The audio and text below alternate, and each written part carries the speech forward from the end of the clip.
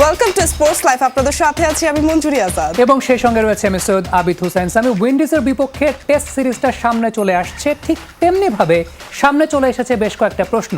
প্রথম প্রশ্ন, সাকিব আল হাসান কি 3 নম্বরে ব্যাটিং করবেন? কিন্তু উনি তো টেস্টে সবসময় 5-এ ব্যাটিং করেন। কিন্তু প্রশ্নটা চলে আসলো এই কারণে, কারণ আজকে ম্যাচ সিচুয়েশনে টাইগাররা নিজেদের মতো যে প্রস্তুতি ম্যাচ খেলেছে সেই জায়গাটায় 3-এ ব্যাটিং করেছেন মুশফিকুর রহিম, 4-এ ব্যাটিং করেছেন মোহাম্মদ মিথুন, 5-এ ব্যাটিং করেছেন মুমিনুল হক সৌরভ, ওপেনিং করেছেন নাজমুল শান্ত। কিন্তু নাজমুল শান্ত লাস্ট ওয়ানডেতে 3-এ খেলতো, আমরা লাস্ট দেখলাম টেস্টে 3-এ ব্যাটিং করেছেন নাজমুল শান্ত। সুতরাং এখানে আরো অনেক প্রশ্ন আছে। তাহলে আসলে মুমিনুল কোথায় ব্যাটিং করবেন, মুশফিক কোথায় ব্যাটিং করবেন, পেস বোলিং অ্যাটাকে হাসান মাহমুদের ডেবিউ হবে কিনা, অনেক অনেক অনেক অনেক অনেক অনেক প্রশ্ন। সেসব প্রশ্নের উত্তর খোঁজার চেষ্টা করেছেন হাসিনুর রহমান। দেখে আসবো। এম এ আজিজ স্টেডিয়ামে যখন 3 দিনের প্রস্তুতি ম্যাচ খেলছে উইন্ডিজ দল, তখন সাগরিকার জহুর আহমেদ চৌধুরী স্টেডিয়ামে ম্যাচ সিচুয়েশনে প্র্যাকটিস করছে টিম বাংলাদেশ। কেমন হবে ব্যাটিং লাইন আপ, কারাই কারাই বা থাকতে পারেন বোলিং একাদশে, সেই পরিকল্পনার অনেকটাই বোঝা যাচ্ছে এই অনুশীলন দেখেই। ম্যাচের আদলে অনুশীলন, ওপেনিংয়ে তামিম ইকবালের সঙ্গী নাজমুল শান্ত। ব্যাটিং শুরুর আগে লম্বা সময় শান্তকে নিয়ে হেড কোচের বিশেষ ক্লাস। তবে কি সাদমানের বদলি হিসেবে নাজমুল শান্তকেই তামিমের সঙ্গী হিসেবে ভাবছে টিম ম্যানেজমেন্ট? বোলিংয়েও বদলের হাওয়া, পেসার আবু জাহেদ রাহির সঙ্গে তরুণ তুর্কি হাসান মাহমুদ। অনুশীলন দেখে মনে হতেই পারে পেসার কোটায় অভিষেক হতে পারে হাসানের। সাকিব আল হাসান অনুশীলনে বিশ্রামে। মুমিনুলের পরিবর্তে 3 নম্বরে ব্যাটিং করেছেন মুশফিকুর রহিম, 4-এ তার সঙ্গী হয়েছেন মোহাম্মদ মিঠুন। সাকিব দলে ফিরছেন, শান্ত যদি গেল সিরিজের মতোই 3 নম্বরে খেলেন তাহলে জায়গা হারানোর ঝুঁকিতে মিঠুন। 3 কিংবা 4-এ নয়, 5 নম্বরে ব্যাটিং করেছেন অধিনায়ক মুমিনুল হক। প্রশ্ন উঠছে কেন? সাকিবকে উপরে জায়গা দিতেই কি নিচের দিকে খেলবেন জহুর আহমেদ চৌধুরী স্টেডিয়ামে 6 সেঞ্চুরি করা মুমিনুল? ব্যাটিংয়ে তার সঙ্গী ছিলেন টেস্টে 7 নম্বরে থিতু হওয়া লিটন দাস। পুরো সেশন জুড়ে আম্পায়ারের ভূমিকায় থেকে ব্যাটসম্যানদের পরখ করেছেন ব্যাটিং কোচ জন লুইস, আর হেড কোচ ডোমিঙ্গো কখনো স্লিপে কখনো মিড উইকেট থেকে রেখেছেন পাখির চোখ। অনেকদিন পরে এত লং সেশন প্র্যাকটিস করতেছি, সত্যি কথা বলতে ভালোই লাগতেছে, কারণ অনেকদিন পরে মাঠে আসছি এবং অনেক সময় প্র্যাকটিস করতেছি এবং ইন্টেন্সও ভালো প্র্যাকটিসের, আমরা আমাদের কাজগুলো করতেছি এবং কোচও আমাদের অনেক সাহায্য করতেছে আমাদের প্র্যাকটিসের জন্য, মানে আমাদের বোলিং স্কিলের জন্য, আর আমরা পেস বোলাররা এনজয় করতেছি। শনিবার সকালে নয়, দুপুর 1:30 থেকে সাগরিকায় অনুশীলন করবে বাংলাদেশ। হাসিনুর রহমান, যমুনা স্পোর্টস, চট্টগ্রাম।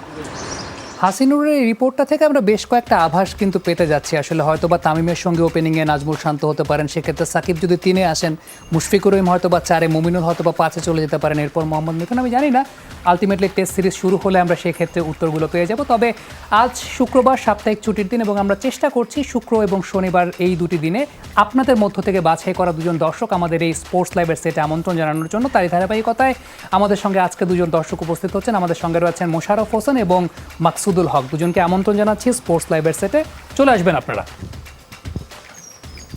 মোশাররফ ভাই, থ্যাংক ইউ ভেরি মাচ। আপনি এই জায়গাটায় বসবেন আমার পাশে, মাকসুদ ভাই আপনি ওই জায়গাটায় বসবেন। একটু জানতে চাচ্ছিলাম প্রথমেই মাকসুদ ভাইয়ের কাছ থেকে, খেলা তো অবশ্যই ফলো করা হয়েছে বাংলাদেশ উইন্ডিজ সিরিজ, আপনার কাছে কি মনে হয় ওপেনিংয়ে যদি তামিমের সঙ্গে নাজমুল শান্তকে আমরা দেখতে পাই, সেটা কতটুকু এফেক্টিভ হবে বাংলাদেশের জন্য?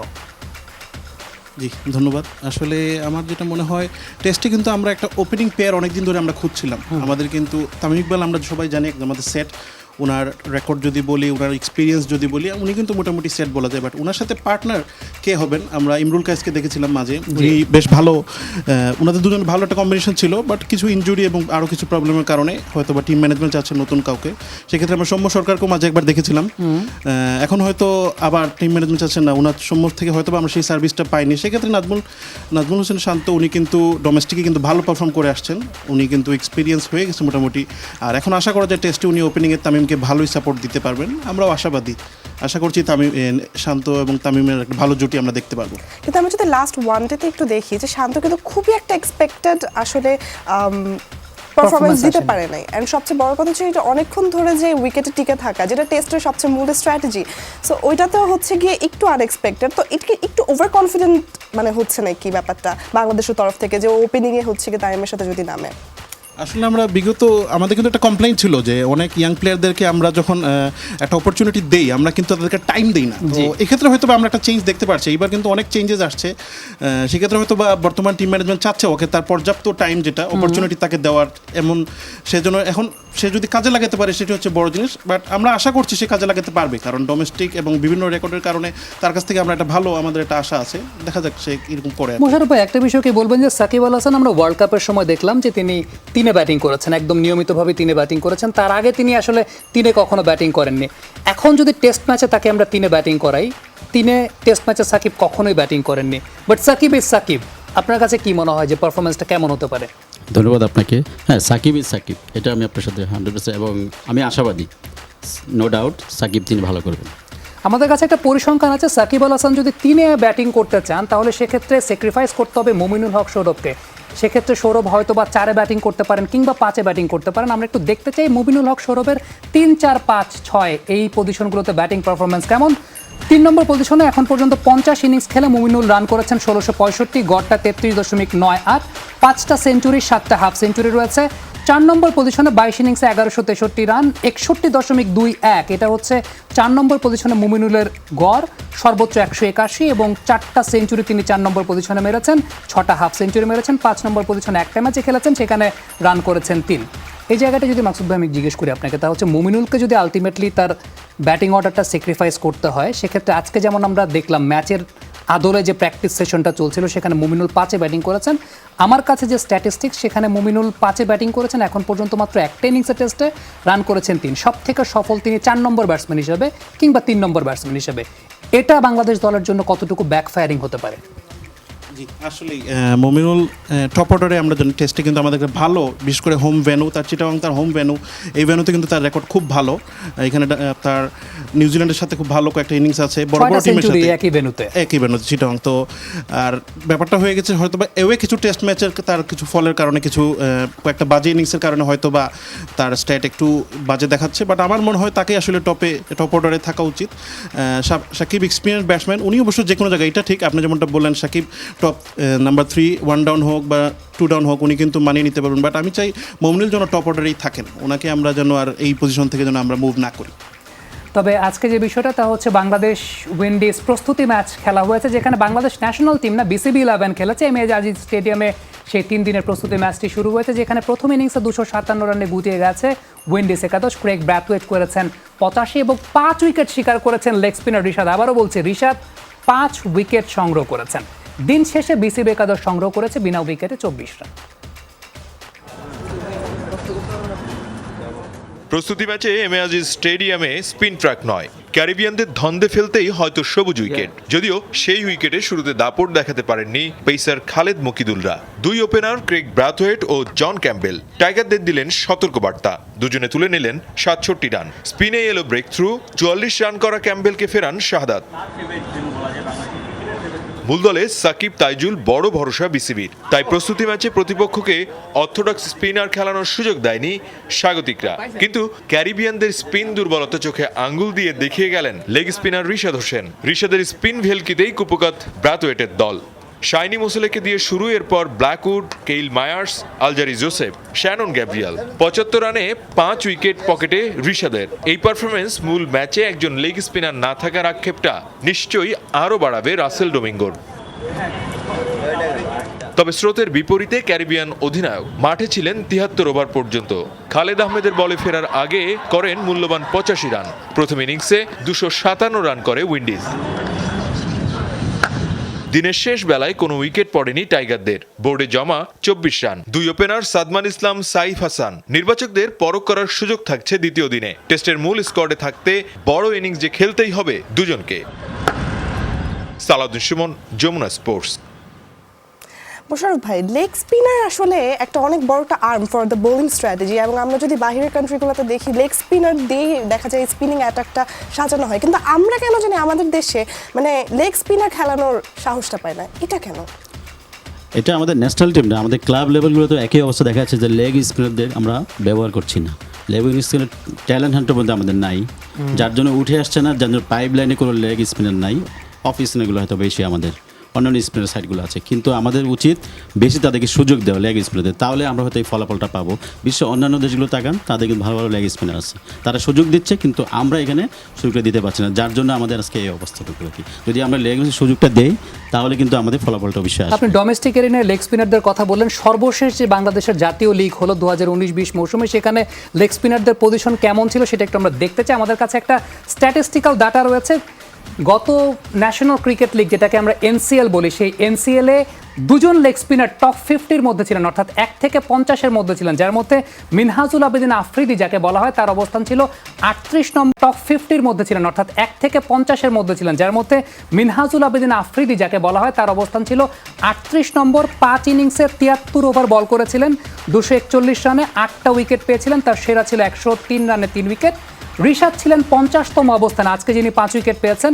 7 ইনিংসে 95 ওভার বল করেছেন, 300 রান দিয়েছেন, 7 উইকেট পেয়েছেন, 50 রান দিয়ে 5 উইকেট ছিল তার সেরা বোলিং ফিগার। আমি ছোট্ট করে একটু জানতে চাইবো, এই যে আমরা দেখলাম এনসিএলে দুজন লেগ স্পিনার সুযোগ পেয়েছেন, তারা তাও একজনের অবস্থান 38, একজনের অবস্থান 50, তার পেছনে কারণটাই হচ্ছে এনসিএলেও তারা খুব বেশি ম্যাচ পান না। এই জায়গাটা অবজারভেশনটা জানতে চাইবো ছোট্ট করে। হ্যাঁ, অবশ্যই। আসলে আমরা কিন্তু লেগ স্পিনারদেরকে এখন আমরা ট্রাস্ট করতে পারছি না। লেগ স্পিনার কিন্তু একটা শিল্প, এখানে কিন্তু আপনাকে কিছু ছাড় দিতে হবে, একটা চান্স দিতে হবে। ওরা হয়তো কিছু রান কনসিড করবে, দু একটা বল হয়তো বা একটু অফ হতে পারে, বাট তারা কিন্তু উইকেট টেকিং বোলার। তারা হচ্ছে, আমরা যদি ক্রিকেট ওয়ার্ল্ডের দিকে তাকাই, সব দেশে কিন্তু এখন লেগ স্পিনাররাই কিন্তু ডমিনেট করছে।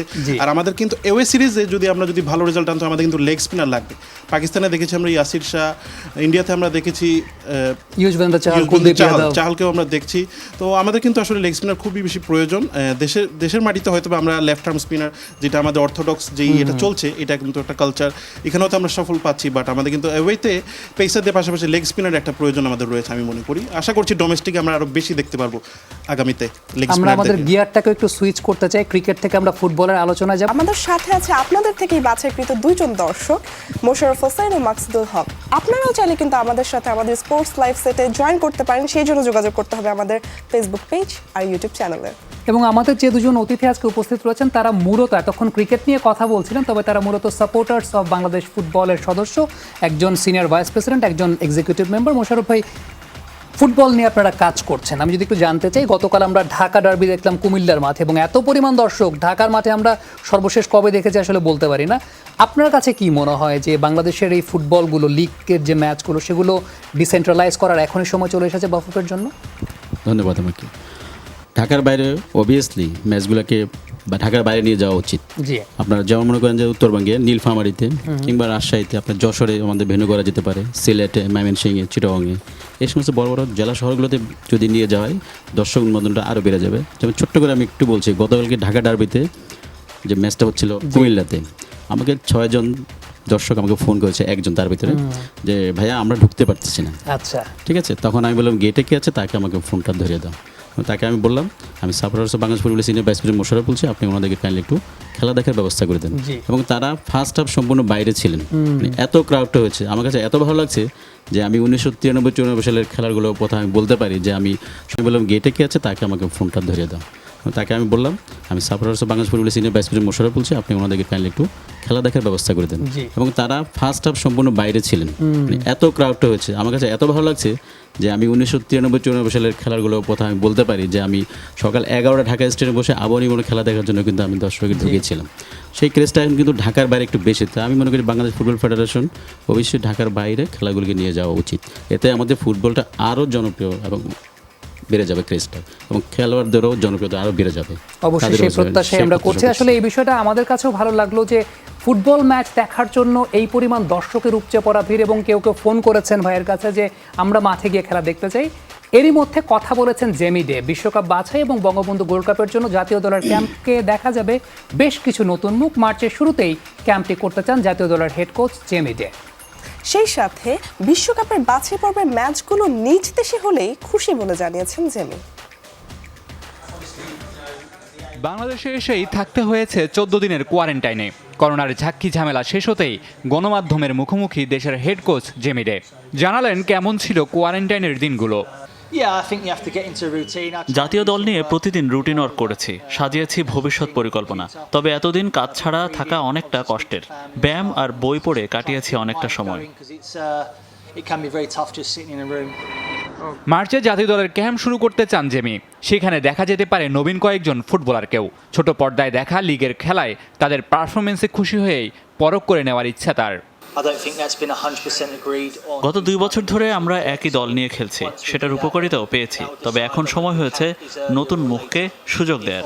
লিগের পারফরমেন্স থেকে কিছু ফুটবলারকে সুযোগ দিতে চাই। Players, you know, straight after the fixtures. সেই সাথে কথা হয়েছে বাংলাদেশের বিশ্বকাপ বাছাই পর্বের আগামী 3 ম্যাচ নিয়েও। ম্যাচগুলো কোথায় আয়োজন হবে সেটি নিয়ে চূড়ান্ত সিদ্ধান্ত না হলেও হোম ভেন্যুর সুবিধা নিতে চান Jamie. Yeah, I would rather. বাংলাদেশে আয়োজিত হলে আমাদের জন্য ভালো হবে, আমরা হোম ভেন্যুর সুবিধা পাবো। তবে করোনার কারণে এটি নির্ভর করছে ফিফা ও এএফসির উপর। তবে যেখানেই হোক ভালো প্রস্তুতি নিয়ে মাঠে নামতে চাই আমরা। Also makes sense to get all the teams in one venue to play. Bangabandhu gold কাপেও নজর আছে এই ব্রিটিশ কোচের। বিশ্বকাপ বাছাইয়ের আগে আসরটি হলে তা প্রস্তুতিতে প্রভাব রাখবে বলে বিশ্বাস বাংলাদেশ দলের হেড কোচের। মামুনুর রশিদ, যমুনা স্পোর্টস, ঢাকা। মাকসুদ ভাই, বাংলাদেশের ফুটবলে তো কোচ আসে কোচ যায়, সেই জায়গায় জেমিডে 2 বছরের কোটা পার করে ফেলেছেন। আপনি কথা বলেছেন জেমিডের সাথে বিভিন্ন সময়ে, কেমন মনে হয়েছে এই ভদ্রলোককে? খেলোয়াড়দের সঙ্গে রিলেশনশিপটা কেমন? আসলে বলবো যেমনটা উনি কিন্তু টিমে জাস্ট অ্যাজ এ কোচ না, উনি কিন্তু প্লেয়ারদের সাথে খুবই ফ্রেন্ডলি ফিগার। প্লেয়ারদের সাথে উনি রেগুলার, আমি যত প্লেয়ারদের কাছ থেকে জেনেছি আর কি, রেগুলার ওনার চ্যাটিং হয় ডেইলি। কিন্তু উনি কিন্তু আবার ইউকেতে যেহেতু উনি ইংলিশ কোচ, উনি ইউকেতে থাকেন প্রায়, তো উনি কিন্তু তারপরেও নাকি দৈনিক প্লেয়ারদের সাথে উনার একটা কন্ট্যাক্ট হয় হোয়াটসঅ্যাপে বা সোশ্যাল সাইটগুলির মাধ্যমে। এছাড়া কিন্তু উনি প্লেয়ারদের ডায়েট বা নিয়ে তারা কী করছে, ডেইলি তারা তাদের সেই এগুলো করছে কিনা ঠিক মতো উনি সব কিছু ট্র্যাক করেন। খুব বেশি উনি প্রোঅ্যাক্টিভ, উনি সব কিছু মনিটর করেন। এই কারণে কিন্তু আমরা প্লেয়ারদের ফিটনেস একটা এফেক্ট দেখতে পাচ্ছি, এবং এটা অবশ্যই উনি আমাদের জন্য খুব ভালো একটা কাজ করেছেন। এখন আমরা একটা রেজাল্টের অপেক্ষায় আছি, যদি আমরা কোনো রেজাল্ট এখনও পাচ্ছি না, এখনই আমাদের সময় রেজাল্টটুকু করার। সামনে আমাদের বেশ কিছু ইম্পর্টেন্ট ম্যাচ আছে, আশা করছি একটা ভালো রেজাল্ট আমরা পাবো। মোশাররফ ভাই, জেমিডেকে নিয়ে আপনার অ্যাসেসমেন্টের সামনে বলছেন যে বেশ কিছু নতুন মুখ তিনি উপহার দিতে চান। ওভারঅল কেমন মনে হচ্ছে, কোন দিকে যাচ্ছে বাংলাদেশের ফুটবল? হ্যাঁ, জামিডে যেই সিদ্ধান্ত নিয়েছে নতুন মুখ কিছু, উনি ইতিমধ্যে এখন মাঠে বসে খেলা দেখা শুরু করেছেন। সুতরাং আমরা আশা করছি যে নতুন মুখ অবশ্যই উনি বেছে নেবেন এবং ওভারঅল রেজাল্টটাও ভালো হবে। নতুন যত আসবে, পাইপলাইন যত সমৃদ্ধ হবে, আমাদের খেলাটা আরও ভালো হবে। আমরা ঠিক এই মুহূর্তে আবার একটু গিয়ারটা সুইচ করতে চাই, কারণটা হচ্ছে আবুধাবি টি10 লিগের খেলা চলছে। একটু আগে একটা ম্যাচ শেষ হয়ে গেছে এবং সেই ম্যাচে দ্বিতীয় ম্যাচে এসে বড় হারের মুখ দেখেছে নাসির হোসেনের পুনে ডেভিলস। এই দিনের দ্বিতীয় ম্যাচে মোসাদ্দেকের মারাঠা অ্যারাবিয়ান্স মুখোমুখি হয়েছে এরই মধ্যে দিল্লি বুলসের। প্রথম ম্যাচে টস হেরে ব্যাট করতে নেমে টম কোলর ক্যাডমারোর 28 বলে 54 রানের ইনিংসে 107 রান করে নাসিরের দলের হয়ে ডারউইচ করেন 39 রান। মাত্র 2 উইকেট পড়া, ব্যাট করার সুযোগ আসেনি নাসিরের সামনে। তবে বল হাতে আগের দিনের মতো ভেলকি দেখাতে পারেননি পুনের ক্যাপ্টেন। 1 ওভারে 21 রান দিয়ে বসেন তিনি। কালান্দার্সের ওপেনার টম ব্যান্টনের 18 বলে বিধ্বংসী 45 রানে সহজেই লক্ষ্যে পৌঁছে যায় তারা।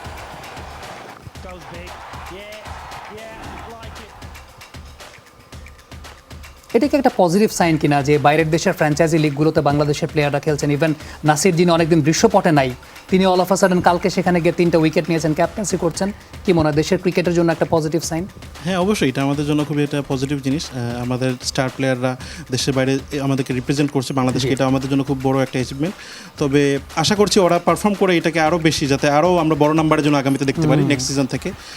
নাসির প্রথম দিন ভালো বোলিং করেছিলেন, হয়তো ব্যাটিং করার সুযোগ পাননি। আশা করছি ব্যাটে বলে দুনো দিক দিয়ে নাসির আমাদেরকে ভালো একটা কিছু উপহার দেবেন। ওয়েল, আমাদের থার্ড আম্পায়ার বলছেন আমাদের টাইমটা আসলে একেবারেই up. Thank you very much for being here. তার আগে দর্শকদের সঙ্গে আমরা বেশ কিছু খেলার আপডেট শেয়ার করতে চাই, আজকের দিনের উল্লেখযোগ্য বেশ কিছু খেলার আপডেট। আবারও এমএআইজি স্টেডিয়ামের আউটারের মাঠটি ফিরিয়ে আনতে চান চট্টগ্রামের নবনির্বাচিত মেয়র রেজাউল করিম। তবে তার প্রধান লক্ষ্য শহরের পড়ে থাকা সরকারি খাস জমিগুলোর বরাদ্দ নিয়ে খেলার মাঠে রূপান্তর করা।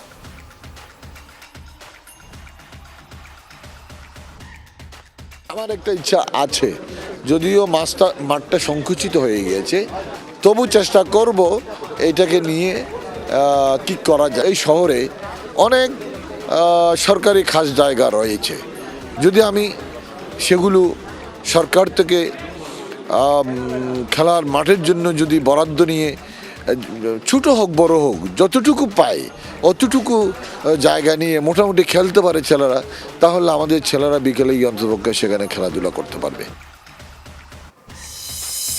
এবার পাকিস্তান আর দক্ষিণ আফ্রিকা টেস্টের খবর। করাচি টেস্ট 7 উইকেটে জিতে 2 ম্যাচ সিরিজে 1-0 এগিয়ে গেল Pakistan.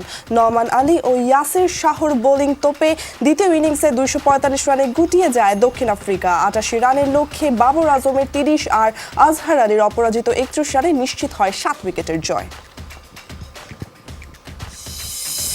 Well, thank you very much both of you for being here. আমাদের সময় একেবারে শেষ হয়ে গেছে, অসংখ্য ধন্যবাদ। Thank you. আপনাকে থ্যাংক ইউ ধন্যবাদ। So much. সেই সাথে থ্যাংক ইউ সবাইকে আমাদের সাথে থাকার জন্য। সবাই অনেক অনেক ভালো থাকেন, সুস্থ থাকেন। আল্লাহ হাফেজ। Good bye.